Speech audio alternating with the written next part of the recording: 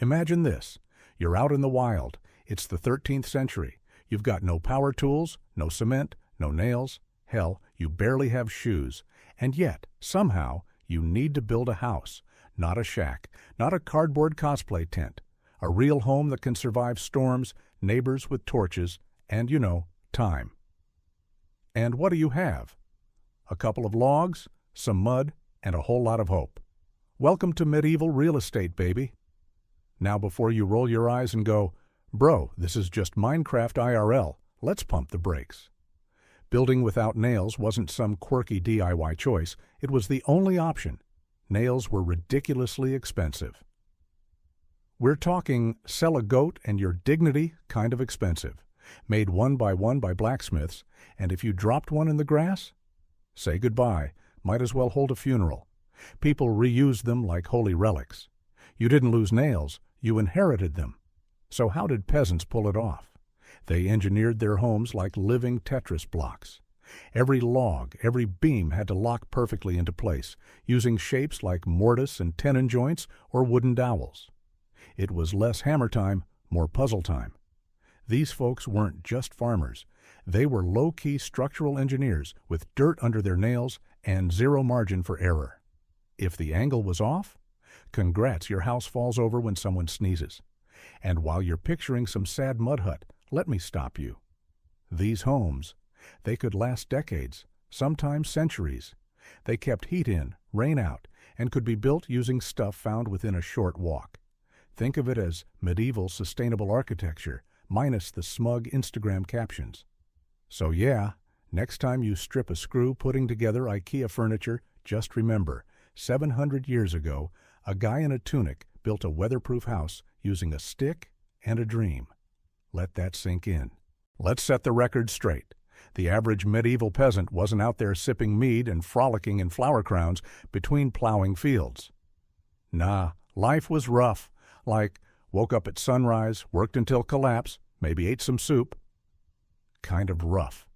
Being a peasant in the Middle Ages wasn't a vibe, it was a survival mission. Most people lived in tiny villages or manorial estates, working land they didn't own, paying taxes they couldn't afford, and answering to lords who thought human rights was a hilarious concept. And despite what medieval-themed festivals would have you believe, they weren't chilling in cute timber cottages with fluffy chickens and artisanal cheese. Think small, smoky one-room huts shared with family, livestock, and probably a few rats that paid no rent. These people didn't build homes, they scraped together shelter. Their main goal was practicality, a place that could be thrown up quickly, using whatever the local environment offered, and that wouldn't collapse the moment the wind said, boo. Bonus points if it kept the rain out and didn't catch fire the first time you lit the hearth. There was no Home Depot, no blueprint, no TikTok tutorial. You had local traditions, word-of-mouth techniques, and the good old trial-and-error method passed down from Grandpa, who maybe died at 35 but knew how to cut a beam like a boss. If the weather turned bad, you didn't call for repairs. You got out there with a stick and fixed it before the goats drowned. And yet, despite having no formal training, peasants managed to create some seriously impressive structures. They understood the land, the seasons, the materials, and how to make the most out of next to nothing. Their homes weren't about aesthetics, they were about function. Need ventilation? Leave a gap in the thatch. Cold nights? Pack mud into the walls? No nails? Just carve your joints so tight they lock together like wooden Velcro.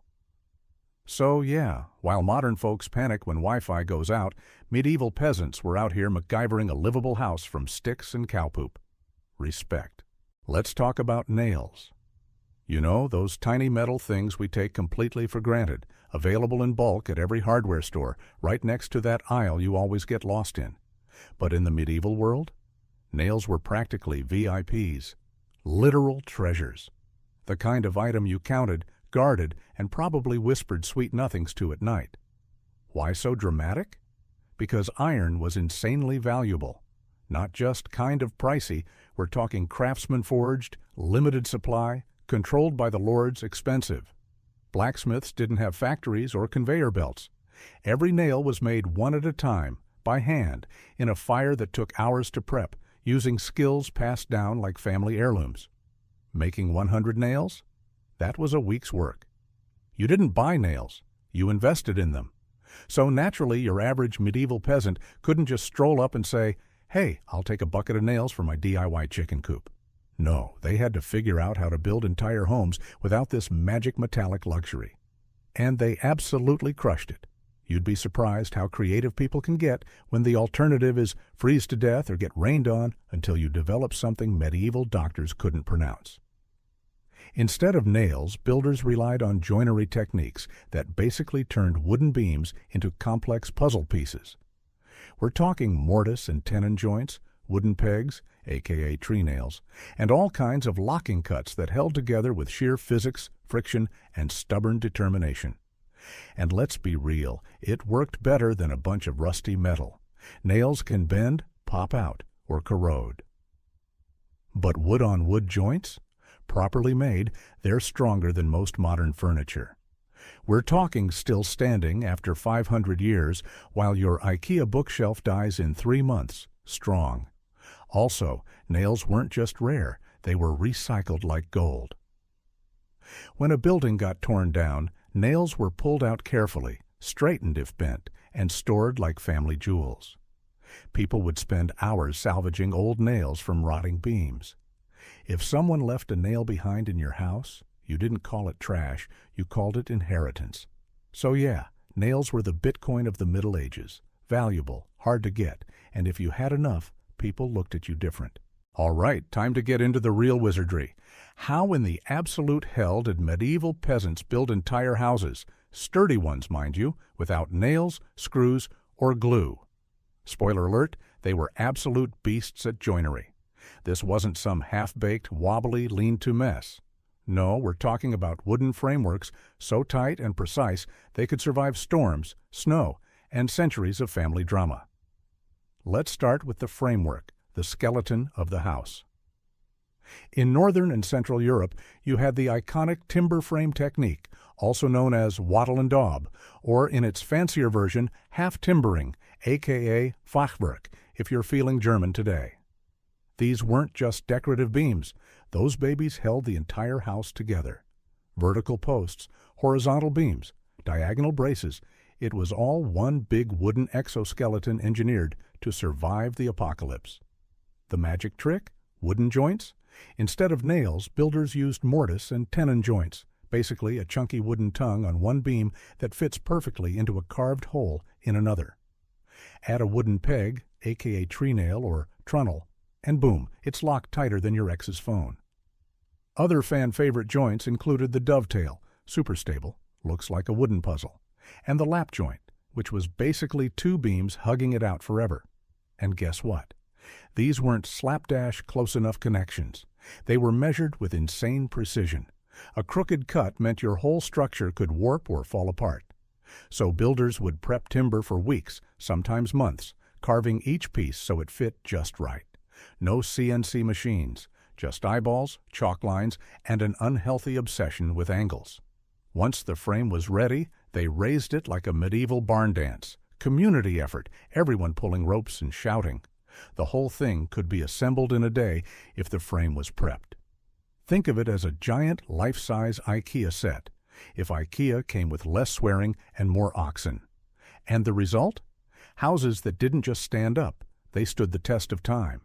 You can still find original timber-framed houses in parts of Europe that are pushing 600 years old and still holding strong, like, "What's up? I survived the Black Death. What have you done lately?"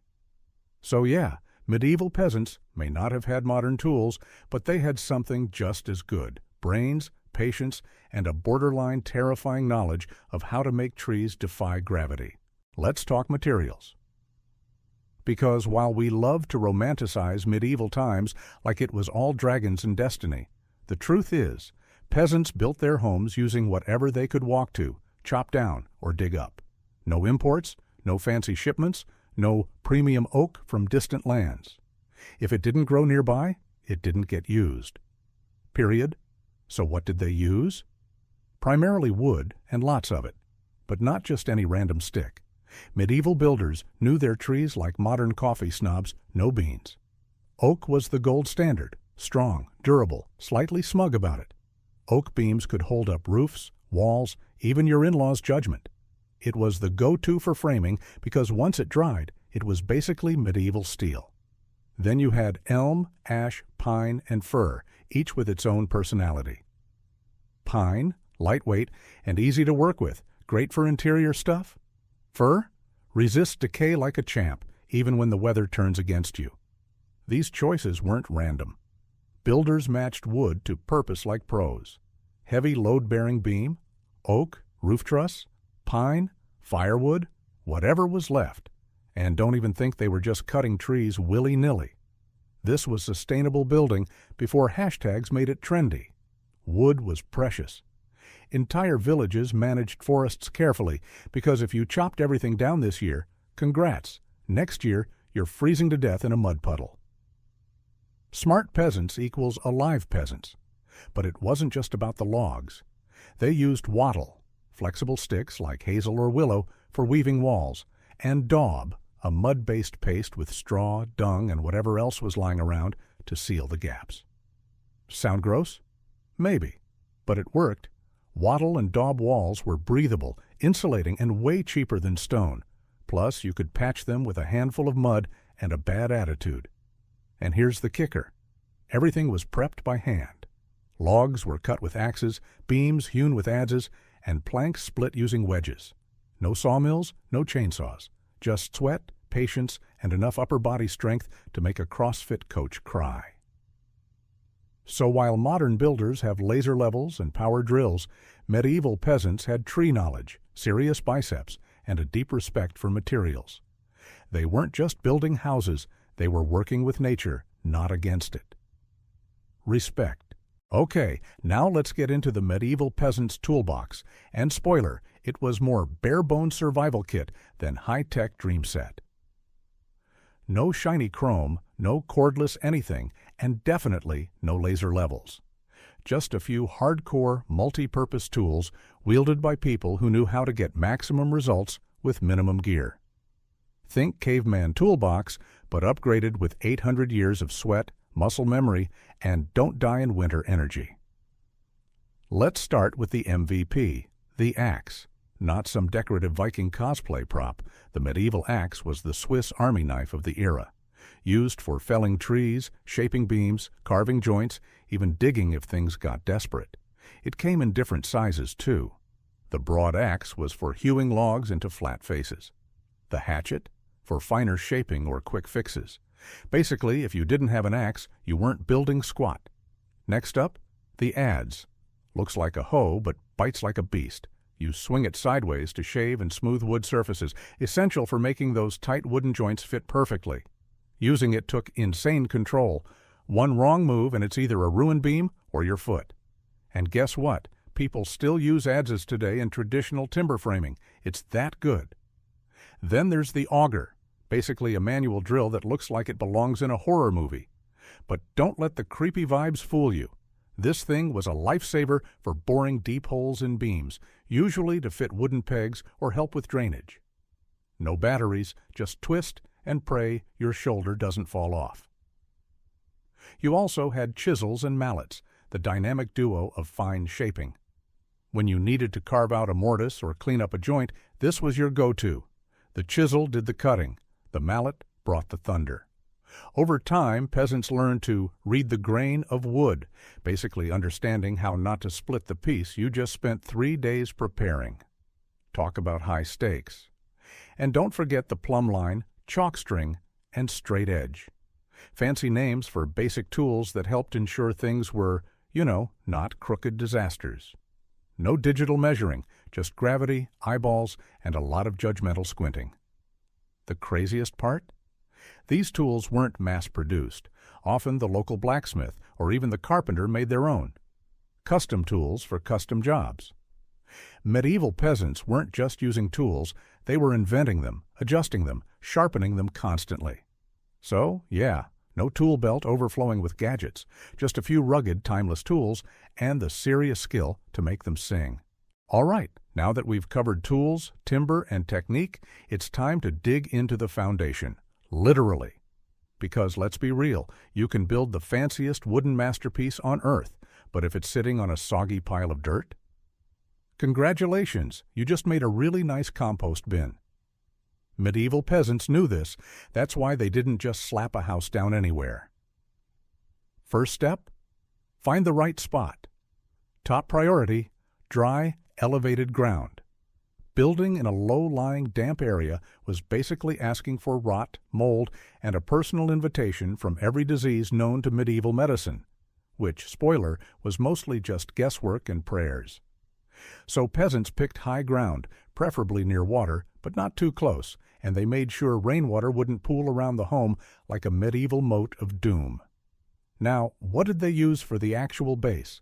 Depends on region, climate, and whatever junk was lying around. In rockier areas, peasants used stone footings, small boulders or flat stones laid out in a perimeter to raise the wooden frame off the wet earth. Not glamorous, but super effective. In softer soils, they might dig shallow trenches, fill them with rubble, and then lay wooden beams across. Again, no concrete, no rebar, just smart use of what nature offered. Some houses used wooden stilts or posts sunk into the ground. Sounds risky, but they had tricks. Choosing rot-resistant wood, like oak or chestnut, burning the base of the posts to harden them, yes, really, and making sure airflow could circulate underneath the structure to keep things dry. They weren't winging it.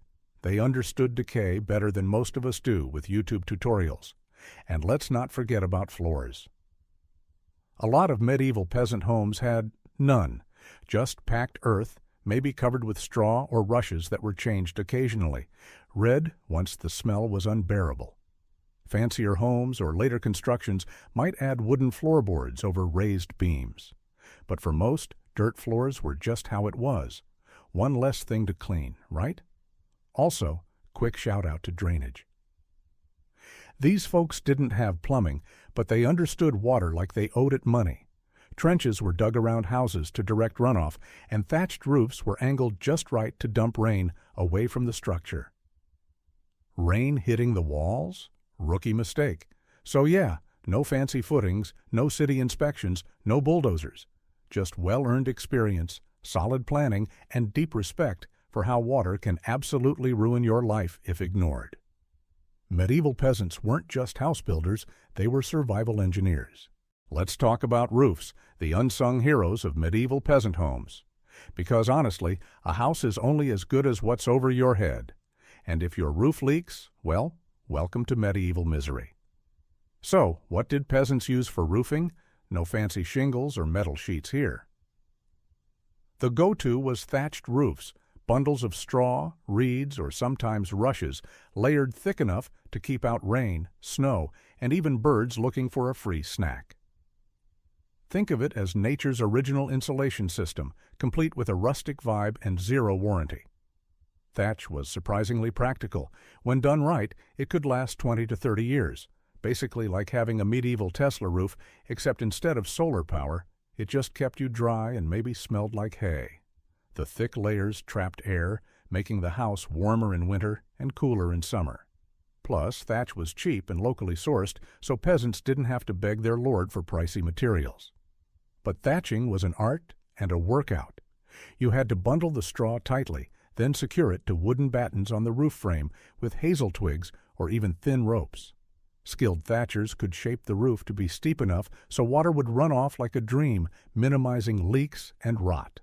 The steeper the roof, the less chance of snow piling up and crushing everything, which is a big deal in those snowy European winters. Here's a fun twist. Thatched roofs were surprisingly fire-prone. I mean, when your whole roof is basically dried grass, you can imagine the risks. Fires could sweep through villages fast, turning homes into tinderboxes. Some communities built fire breaks, and lords sometimes tried to enforce fire safety rules. But honestly, it was a gamble. Not every region used thatch, though. In rocky areas, stone slabs or wooden shingles could be found, but those were rarer and usually reserved for wealthier folks. Peasants stuck to what was quick, cheap, and effective. If it could be cut from a nearby field or riverbank, it made the cut. And don't sleep on the roof structure itself. Those wooden trusses and beams had to be strong and well joined to hold all that weight. Remember all those crazy joinery skills? Yeah, they were essential here to keep the roof from collapsing under snow or the random curious goat. So next time you complain about fixing a leaky roof, just imagine trying to keep a massive bundle of straw intact through wind, rain, and medieval winters. Peasants had no choice but to get it right. No roof meant no house, no warmth, no shelter. Their roofs were a triumph of local materials, craft, and sheer determination. Let's dive into the walls, the literal backbone of medieval peasant homes. These weren't your modern drywall and insulation marvels. Nope. Walls back then were a hands-on affair involving some serious natural DIY materials that kept out the cold, the rain, and occasionally the nosy neighbors. The most common technique was wattle and daub. Sounds fancy, but it's basically a medieval version of stick it and cover it. First, you'd weave a lattice of flexible sticks, usually hazel, willow, or sometimes even broomcorn, between upright wooden stakes. This wattle acted like a wooden mesh, a breathable but sturdy base. Next came the daub, a sticky, earthy paste made from a mix of clay, mud, straw, animal dung, yes, really, and sometimes lime. Peasants would slather this gloopy mixture over the wattle, filling the gaps and smoothing the surface. This combo wasn't just rustic decoration, it was insulation and weatherproofing all rolled into one. It kept drafts out and warmth in, which was a literal lifesaver during bitter winters. And the beauty? The materials were all local and renewable. If a wall cracked or parts of the daub fell off, which happened a lot, you could just patch it with fresh mud mix and move on. No call to a contractor, no waiting weeks for deliveries. Just get your hands dirty and fix it yourself. Some peasant houses had stone walls if they lived near quarries, but stone was heavy, expensive, and a pain to transport. Plus, stone walls needed mortar, which was another skill and resource-heavy process. So stone homes were usually reserved for wealthier folk or for defensive structures. Peasants stuck with wattle and daub because it was cheap, effective, and fast. Sometimes the wooden frame of the house was exposed, showing the crisscross of beams holding up the wattle and daub infill.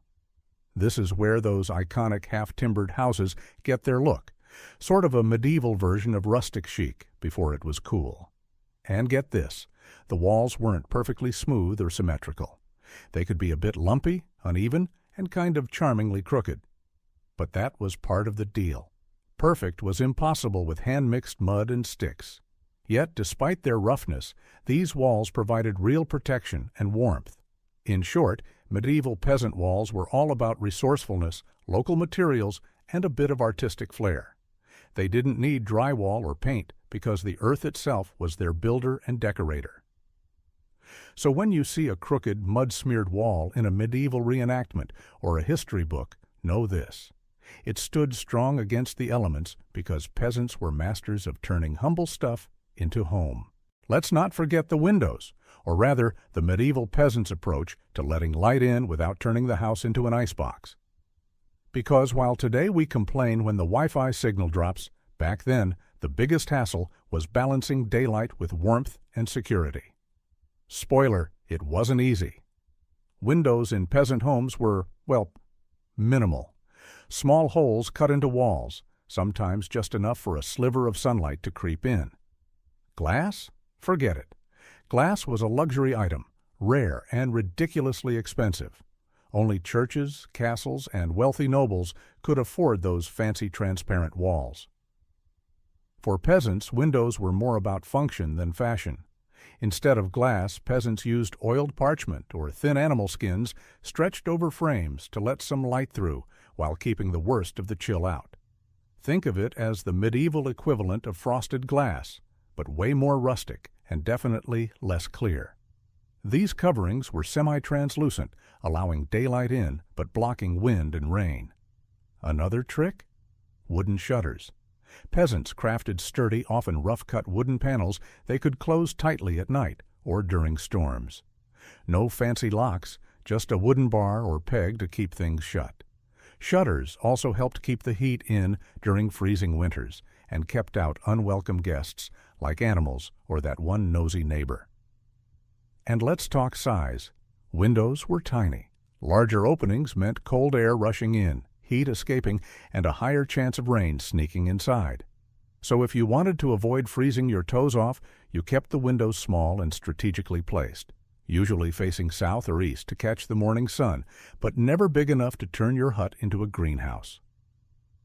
Sometimes you'd see a lattice of wood or iron across the window opening for a bit of extra security and to hold the parchment or skin in place. This lattice also kept out birds and curious hands, because yes, theft and wildlife intrusion were real medieval problems. And remember, these windows weren't just about weather. They also served a social purpose. Peasant homes were dark, cramped, and often smoky from the hearth fire. The small windows let in just enough daylight to keep the house from feeling like a cave, but not enough to give you a permanent suntan. So while we binge-watch Netflix in rooms flooded with sunlight and air conditioning, medieval peasants made do with tiny, patched-up holes in walls. Not glamorous, sure, but functional and brutal in its simplicity. Light where it mattered, warmth where it counted, and a roof over your head that kept you alive. Windows might have been humble, but they were crucial to surviving medieval life. Let's talk about the hearth, the heart and soul of any medieval peasant home. Forget central heating or cozy fireplaces with decorative mantels.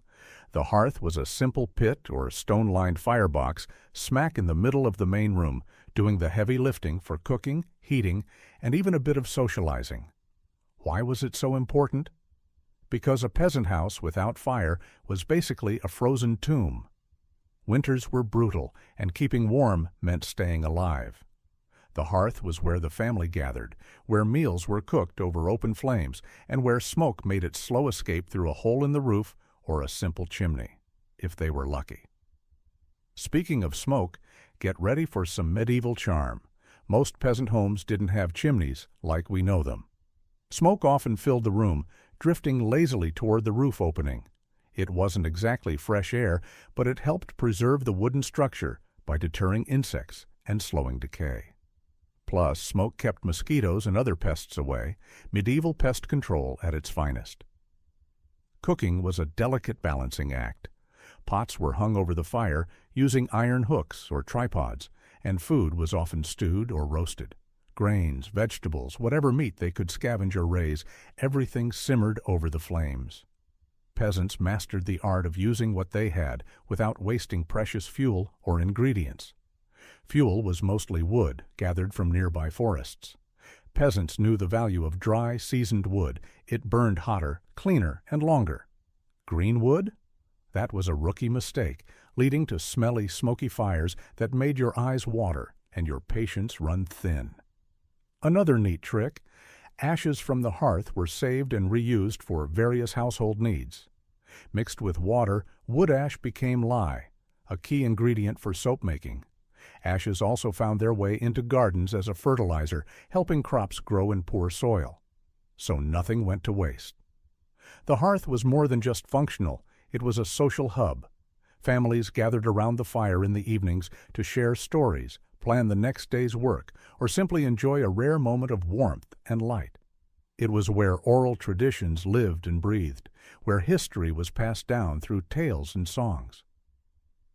So while medieval peasant homes lacked many modern comforts, the hearth was their beating heart, keeping them warm, fed, and connected. It was the ultimate survival tool, humble but absolutely essential. Without it, the medieval cold wouldn't just chill your bones, it'd chill your very chances of making it through the night. Let's talk about maintenance, because building a medieval peasant home was just half the battle. Once the walls were up, the roof was thatched, and the hearth was roaring, the real work began, keeping the house standing through storms, winters, and everyday wear and tear. Spoiler: peasants were low-key superheroes of home repair. First off, these homes weren't built to be permanent monuments. They were practical, functional shelters that needed constant TLC. Weather wasn't gentle. Rain could turn mud walls to mush, wind could rip shingles or thatch apart, and the sun could bake wooden beams until they cracked. So peasants became experts in quick fixes and preventative care. Take wattle and daub walls. They'd crack, flake, and crumble over time. Peasants didn't wait for disaster. They regularly patched walls with fresh daub, slapping on new mud and straw mixtures whenever gaps appeared.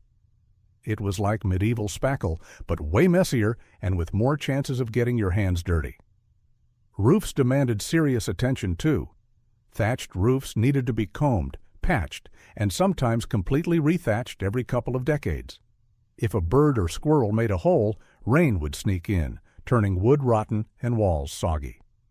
Peasants developed seasonal routines, usually in spring or late summer, to check the thatch and fix weak spots before the heavy rains or winter snow hit. Procrastination here wasn't just inconvenient, it was dangerous. Wooden beams? They had to be inspected for rot, insect damage, and warping. If a major beam showed signs of weakness, peasants replaced or reinforced it, sometimes with the help of neighbors, because raising heavy timbers was no solo gig. Wooden pegs holding joints together could loosen too, so tightening or swapping out pegs was part of the deal. Don't forget the floors, usually packed earth or wooden planks, needed constant upkeep. Mud floors got repacked and topped with fresh straw or rushes to keep dirt down and make walking less of a mud bath. Wooden floors had to be cleaned and sometimes replaced. What's wild is that peasants didn't have fancy maintenance budgets or professional contractors. Repairs were done with whatever tools and materials were at hand. Creativity was essential. A broken beam? Use spare wood from a fallen tree. Hole in the wall? Mix up some new daub from the garden dirt and straw left over from harvest. And remember, maintenance wasn't just about survival. Keeping your home in decent shape was about pride and status. A run-down hut said you were struggling, maybe even cursed. A well-maintained home said you were organized, skilled, and ready for the next harvest. Reputation mattered, even in the mud. In short, medieval peasants weren't just passive victims of nature, they were active caretakers, constantly fighting the elements with mud, wood, and muscle. Their homes lived because they did, always fixing, always adapting, always surviving. It's a kind of resilience we do well to remember today. All right, time to talk about something medieval peasants definitely had to master, joining wood without nails. Because here's the deal, nails were expensive, rare, and hard to come by. Forget walking into the local hardware store and grabbing a box. Producing nails was a slow, labor-intensive process done by blacksmiths, and peasants simply didn't have the resources or connections to rely on them for everyday building. So, how did they build sturdy homes without the magic metal fasteners? The answer lies in some seriously clever woodworking, joinery techniques that are as smart as they are tough to pull off. One of the classics was the mortise and tenon joint. Picture this.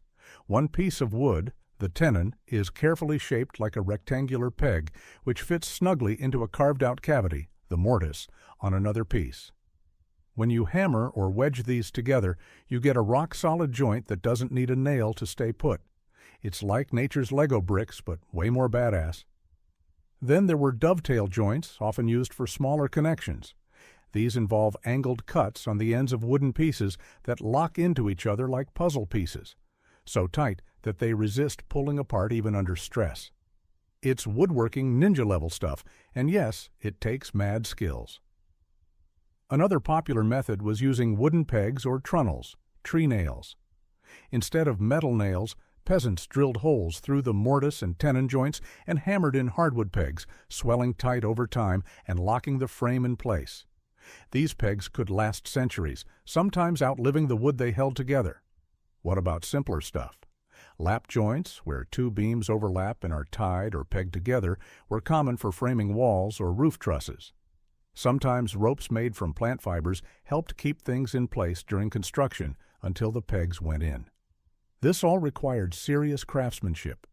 You had to understand the grain of the wood, cut the tenon just right so it wouldn't split, drill holes precisely for the pegs, and fit pieces tight enough to be sturdy, but not so tight you'd split the beam. Mistakes were costly. Once you ruin a beam, you're either scavenging for another or risking the whole structure. The genius of this system? It created buildings that were strong yet flexible, able to withstand shifting soil, wind, and even earthquakes better than rigid nailed frames. Plus, when repairs were needed, joints could be taken apart and replaced without ripping the entire house apart. So, yeah, nails were nice to have, but medieval peasants didn't need them. Their building secrets were in their hands, brains, and a healthy respect for timber's quirks. No metal fasteners? No problem. Just old-school woodworking wizardry that's still admired by carpenters today. Let's wrap things up by talking about how medieval peasants made sure their homes actually lasted without modern tools, materials, or building codes. Spoiler, it was all about smart use of local resources, traditional knowledge, and a bit of community effort. First off, peasants knew that the choice of materials could make or break a house. They used oak and chestnut for their timber frames because these woods are naturally tough and resistant to rot and insects. The thicker the beam, the longer it could support the structure, sometimes lasting centuries if cared for right. Lighter woods like pine or spruce were often used for less critical parts like roof rafters or wall studs. The placement and orientation of the house mattered too. Most homes faced south or southeast to catch the morning sun, maximizing warmth during cold months. They avoided low-lying damp areas that would cause rot and invited pests. Elevated foundations, whether stone footings or packed earth, kept wooden parts from sitting in moisture. Medieval peasants weren't just builders, they were also nature's architects. They observed how trees grew, how water flowed, and how the wind blew. This helped them decide how to cut timber so the wood was strongest, and how to assemble walls and roofs to shed water efficiently. Another survival hack? Regular maintenance. Houses were patched every season, roofs rethatched every 20 to 30 years, and wooden joints inspected and tightened. Repairing a leaky roof or cracked wall wasn't a weekend project, it was a necessity to keep the family safe and dry. Communities often pitched in to help with major tasks. Raising a new frame or replacing big beams was hard work and usually a team effort. This wasn't just neighborly kindness, it was survival. A fallen roof or a collapsing wall meant one less home for everyone in the village. Finally, the medieval peasant home wasn't about luxury, it was about resilience. These houses might look humble or even primitive today, but they embodied centuries of trial, error, and adaptation. They were designed to be built from local stuff, repaired with local skills, and to keep families alive through some of the harshest conditions Europe has seen. So when you think about those nailless walls, thatched roofs, and mud-plastered beams, remember, medieval peasants didn't just make shelters. They created living, breathing homes tuned perfectly to their environment and resources. That's craftsmanship, sustainability, and survival, all rolled into one, and honestly, not a bad lesson for us modern folks either.